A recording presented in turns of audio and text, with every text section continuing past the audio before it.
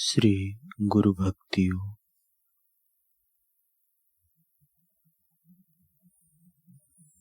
गुरु भक्ति योग का आश्रय लेकर आप अपनी खोई हुई दिव्यता को पुनः प्राप्त करो। सुख दुख, जन्म मृत्यु आदि सब द्वंद्वों से पार हो जाओ। गुरु भक्ति योग माने गुरु की सेवा के द्वारा मन और उसके विकारों पर नियंत्रण एवं पुनः संस्करण। शिष्य अपने गुरु के चरण कमल में साष्टांग प्रणाम करता है, उन पर श्रेष्ठ फूलों की वर्षा करके उनकी स्तुति करता है। हे परम पूज्य पवित्र गुरुदेव, मुझे सर्वोच्च सुख प्राप्त हुआ है। मैं ब्रह्म निष्ठा से जन्म मृत्यु की परंपरा से मुक्त हुआ। मैं निर्विकल्प समाधि का शुद्ध सुख भोग रहा हूं। जगत के किसी भी कोने में मैं मुक्तता से विचरण कर सकता हूं। सब पर मेरी समदृष्टि है। मैंने प्राकृत मन का त्याग किया है। मैंने सब संकल्पों एवं रुचि अरुचि का त्याग किया है। अब मैं अखंड शांति में विश्रांति पा रहा हूं, आनंदमय हो रहा हूं। मैं इस पूर्ण अवस्था का वर्णन नहीं कर पाता। हे पूज्य गुरुदेव, मैं अवाक बन गया हूं। इस दुस्तर भवसागर को पार करने में आपने मुझे सहाय की है। अब तक मुझे केवल मेरे शरीर में ही संपूर्ण विश्वास था। मैंने विभिन्न योनियों में असंख्य जन्म लिए। ऐसी सर्वोच्च निर्भय अवस्था मुझे कौन से पवित्र कर्मों के कारण प्राप्त हुई, यह मैं नहीं जानता।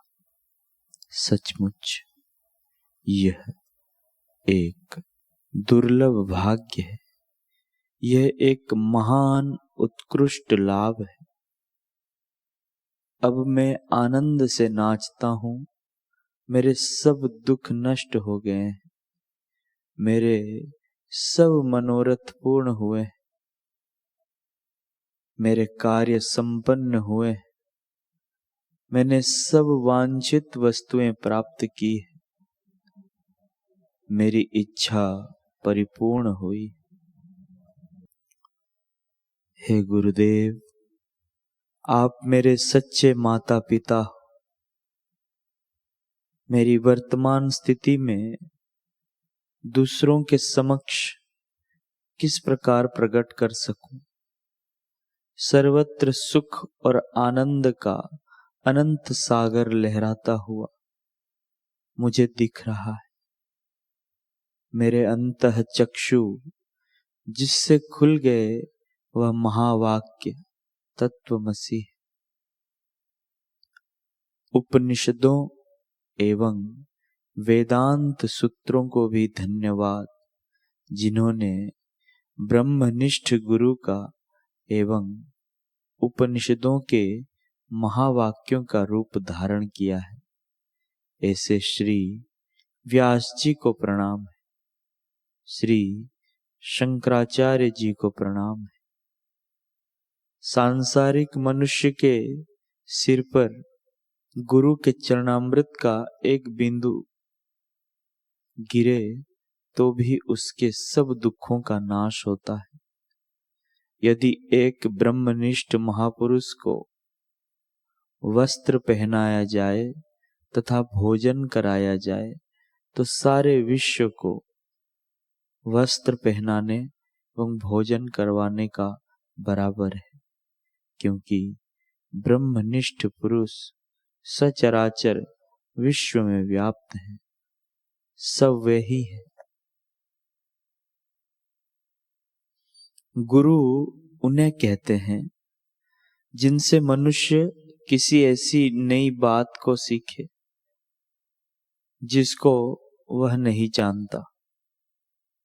इसीलिए मनुष्य सभी को गुरु मान सकता है। अवधूत जी ने इसी दृष्टि से 24 गुरु बनाए थे। सद्गुरु इन सारे गुरुओं से विलक्षण होते हैं। वे सत्य स्वरूप परमात्मा के पथ को जानते हैं।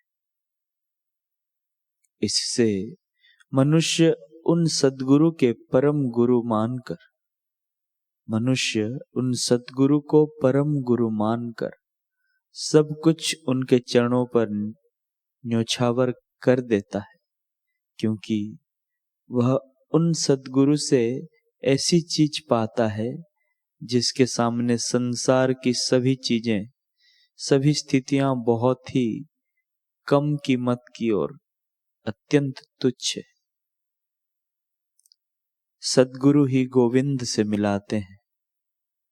सद्गुरु ही शिष्य के दुखों को अशेष हरण करते हैं। इसीलिए शिष्य की दृष्टि में सद्गुरु ईश्वर से बढ़कर सेव्य है। इसी से शास्त्रों और संतों ने सद्गुरु की अपार महिमा गाई है और सद्गुरु की शरणागति के बिना भगवान की प्राप्ति को अति दुर्लभ या असंभव कहा है। बात भी बिल्कुल ठीक ही है। अनुभवी मार्ग प्रदर्शक सद्गुरु ही शिष्य को माया के दुर्गम पथ से पार कर लक्ष्य स्थान पर ले जाने में समर्थ है। ऐसे समर्थ सद्गुरु की जितनी ही पूजा हो, जितना सम्मान हो, जितनी भक्ति की जाए उतनी ही थोड़ी है, क्योंकि ऐसे सद्गुरु का बदला तो कभी चुकाया ही नहीं जा सकता।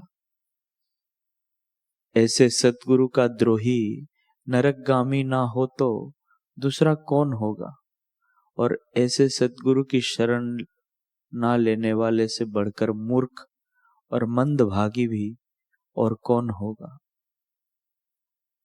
श्री हनुमान प्रसाद जी, पोदरा।